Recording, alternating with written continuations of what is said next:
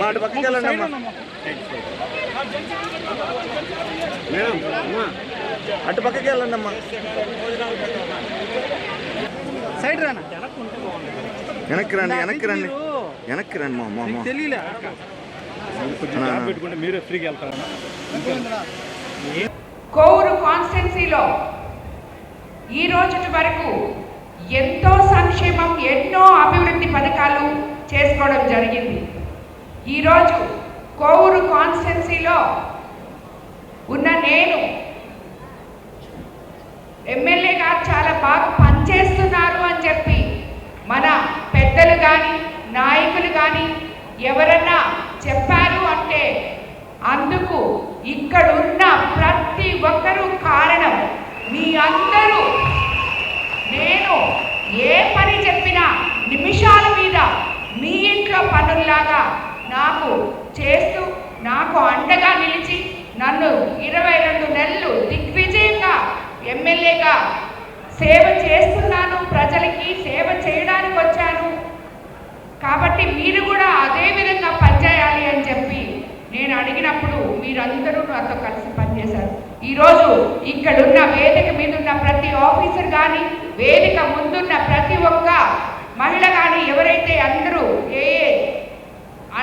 అన్ని వర్గాలకు చెందిన ఇక్కడ చాలామంది వచ్చున్నారు.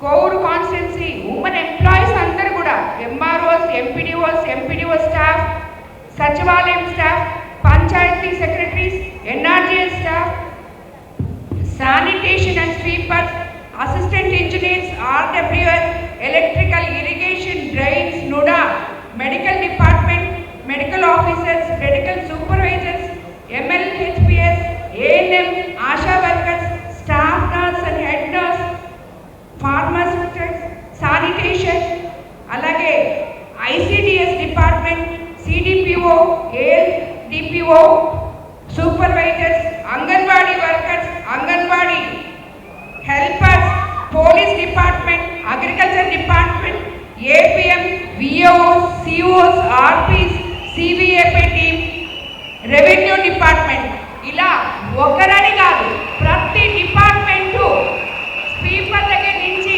పెద్ద పోస్ట్ వరకు మేమందరం ఒకటే. ఇది మహిళా శక్తి.